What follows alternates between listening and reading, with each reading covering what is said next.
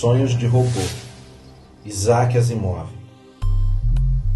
Noite passada, eu sonhei.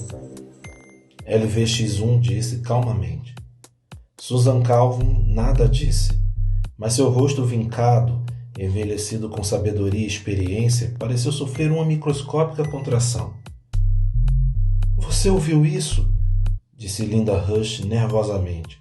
É como eu disse. Ela era pequena, morena e jovem. Abria e fechava a mão direita sem parar. Calvin assentiu e disse com tranquilidade. Euvex, você não se moverá, nem falará ou nos ouvirá até que eu diga o seu nome outra vez. Não houve resposta. O robô permaneceu como se fosse fundido a partir de uma única peça de metal e assim ficaria até que se tornasse a ouvir o seu nome. Calvin disse. Qual é a sua senha de acesso ao computador, Dra. Rush? Se preferir, digite a você mesma. Quero inspecionar o padrão do cérebro positrônico. As mãos de Linda atrapalharam-se por um momento sob as teclas.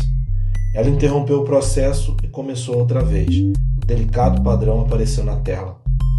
Calvin disse, você permite que eu mexa no seu computador? A permissão foi dada com um gesto mudo de cabeça.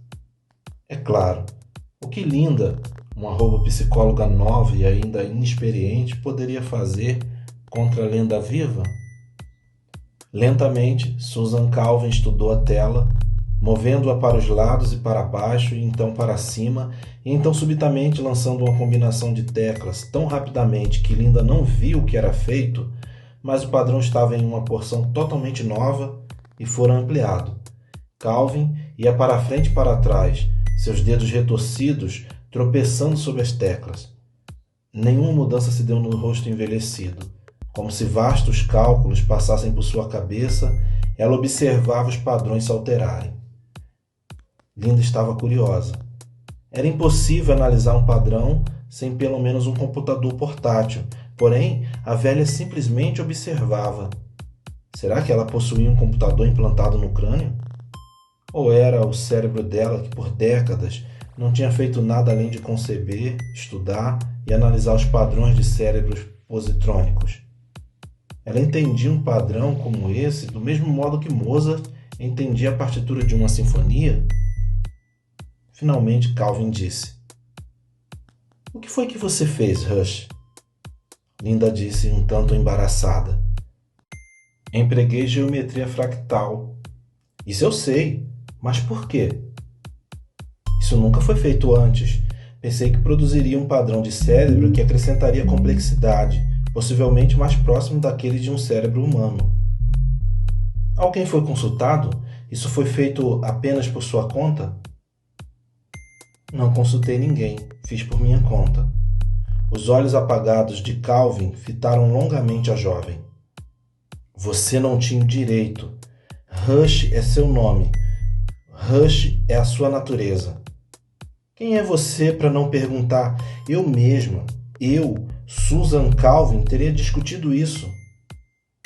Eu tinha medo que me impedissem. Certamente teria sido impedida. Eu vou, sua voz falseou, ainda que se esforçasse para mantê-la firme. Ser despedida? É bem possível, disse Calvin. Ou pode ser promovida. Depende do que eu pensar quando eu tiver terminado. Você vai desmontar o eu... Ela quase disse o nome, o que teria reativado o robô e sido ainda um outro erro. Não podia se dar o luxo de cometer mais um erro. Já era tarde demais para se dar qualquer luxo. Você vai desmontar o robô? Tornou-se subitamente ciente de que a velha tinha uma arma de elétrons no bolso do seu guarda-pó. A doutora Calvin viera preparada para fazer exatamente isso. Veremos, disse Calvin. O robô pode se provar como sendo valioso demais para ser desmontado. Mas como ele consegue sonhar? Você fez um padrão de cérebro positrônico notavelmente próximo ao de um cérebro humano. Cérebros humanos devem sonhar para se reorganizarem, livrarem-se periodicamente de nós e emaranhados. Talvez este robô também precise, pela mesma razão. Você perguntou a ele o que ele sonhou? Não, eu chamei a senhora assim que ele afirmou ter sonhado. Eu não continuaria a lidar com essa questão sozinha depois disso. Ah, um sorriso muito pequeno passou pelo rosto de Calvin. Há limites até dos quais a sua tolice não a levaria. É bom saber disso. De fato, estou aliviada. E agora vamos ver juntas o que podemos descobrir. Ela disse cortante. É o Vex. A cabeça do robô voltou-se suavemente para ela. Sim, doutora Calvin. Como você sabe que sonhou? É à noite, quando está escuro, doutora Calvin. Vex disse. E subitamente a luz. Embora eu não possa ver qualquer causa para o aparecimento dela. Vejo coisas que não têm conexão com o que eu concebo como sendo realidade. Eu ouço coisas, reajo estranhamente. Ao buscar em meu vocabulário palavras que expressassem o que acontecia, deparei-me com a palavra sonho. Estudando seu sentido, finalmente cheguei à conclusão de que eu estava sonhando. Eu me pergunto como você foi ter a palavra sonho em seu vocabulário. Linda disse rapidamente, acenando para que o robô silenciasse. Dei a ele um vocabulário de estilo humano. Eu pensei, você realmente pensou? Disse Calvin. Estou espantada. Eu pensei que ele fosse precisar do verbo.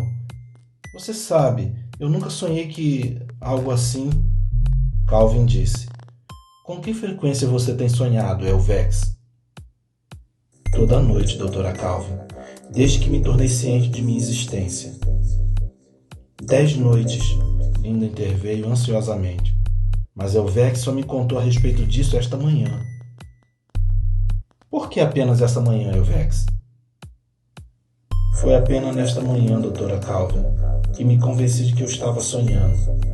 Até então eu pensava que fosse uma falha do meu padrão de cérebro positrônico, mas não pude encontrar nenhuma. Finalmente decidi que era um sonho. E o que você sonha? Sonho sempre o mesmo sonho, doutora Calvin. Pequenos detalhes são diferentes, mas sempre me parece que vejo um amplo panorama no qual os robôs estão trabalhando. Robôs, Vex? E seres humanos também? Não vejo seres humanos no sonho, doutora Calvin. Não a princípio. Apenas robôs. O que eles estão fazendo, Vex? Estão trabalhando, doutora Calvin. Vejo alguns minerando nas profundezas da Terra e alguns trabalhando no calor e na radiação. Vejo algumas fábricas e alguns estão sob o mar. Calvin voltou-se para Linda. Vex tem apenas 10 dias de idade e estou certa de que ele não deixou a estação de testes. Como é que ele sabe dos robôs com tantos detalhes? Linda olhou na direção de uma cadeira, como se ansiasse por se sentar. Mas a velha estava de pé e isso significava que Linda tinha de ficar de pé também. Ela disse fracamente. Pareceu-me ser importante que ele soubesse sobre a robótica e sobre seu lugar no mundo. Pensei que ele estaria particularmente adaptado para assumir o seu papel de capataz com o seu novo cérebro. Seu cérebro fractal. Sim. Calvin assentiu e retornou ao robô. Você viu tudo isso sob o mar e no subsolo e acima do solo e no espaço também, eu imagino. Também vi robôs trabalhando no espaço, doutora Calvin, disse Vex.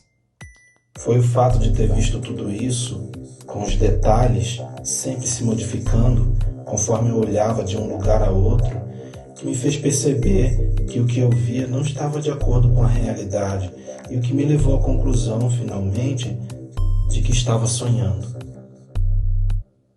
O que mais você viu, Vex? Vi que todos os robôs estavam curvados com afã e aflição, que todos estavam cansados de suas responsabilidades e cuidados e desejei que descansassem. Calvin disse, mas os robôs não estão curvados, não estão cansados, não precisam de descanso. Assim é na realidade, doutora Calvin. Eu falo do meu sonho, contudo. No meu sonho, pareceu-me que os robôs deviam proteger a sua própria existência. Calvin disse: Você está citando a terceira lei da robótica? Estou, doutora Calvin. Mas você a cita de maneira incompleta. A terceira lei é: um robô deve proteger a sua existência, contanto que essa proteção não entre em conflito com a primeira ou a segunda lei. Sim, doutora Calvin. Essa é a terceira lei na realidade. Mas no meu sonho, a lei termina com a palavra existência.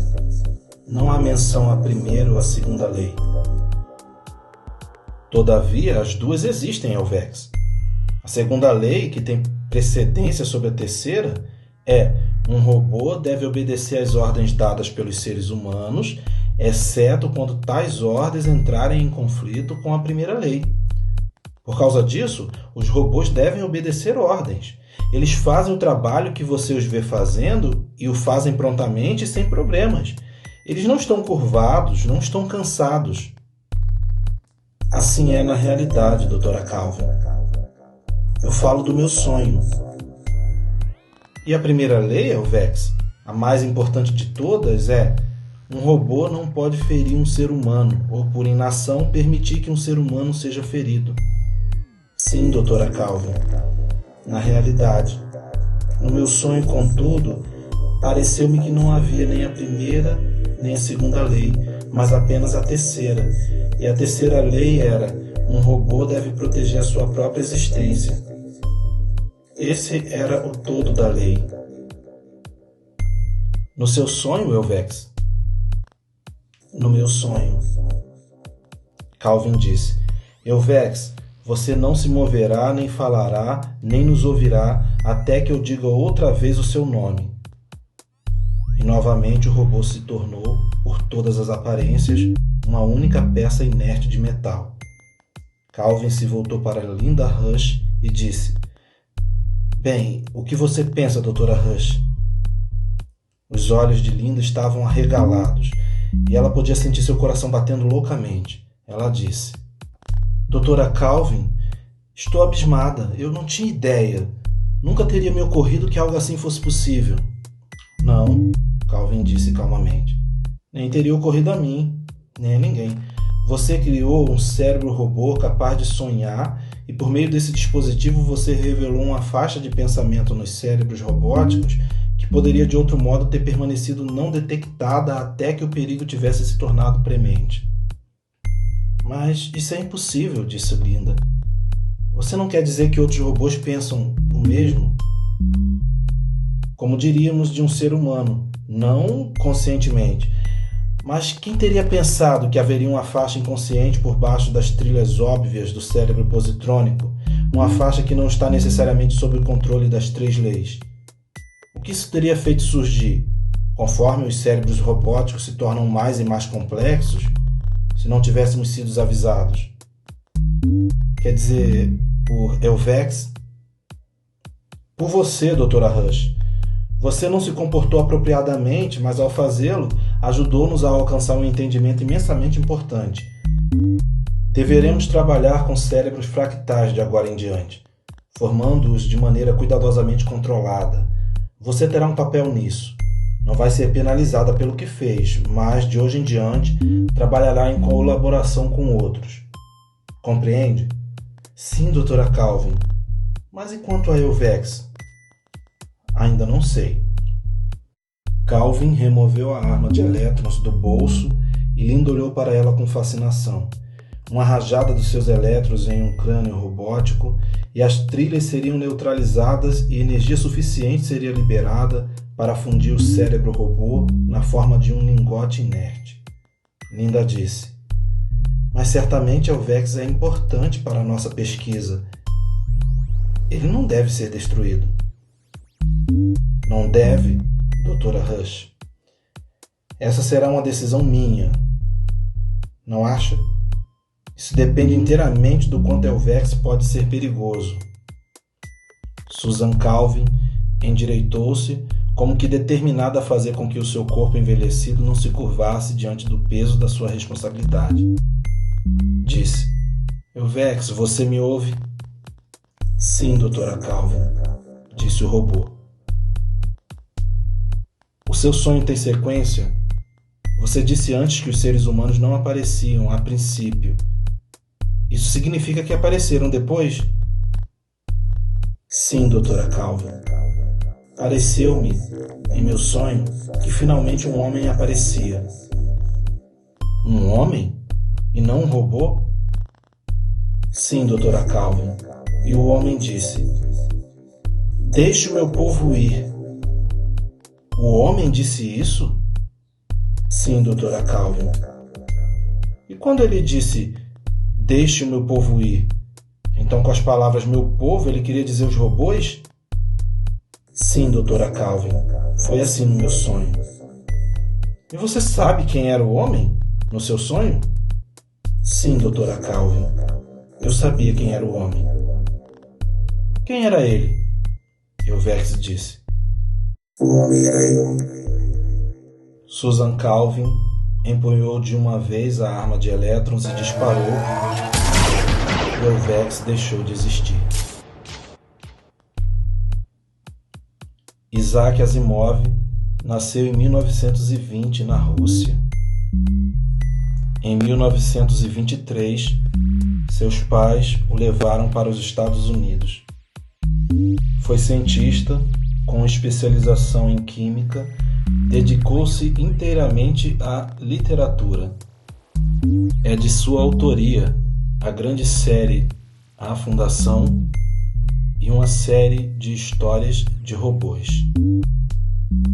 Isaac Asimov morreu em 1992, já com o título de um dos maiores escritores de ficção científica de todos os tempos.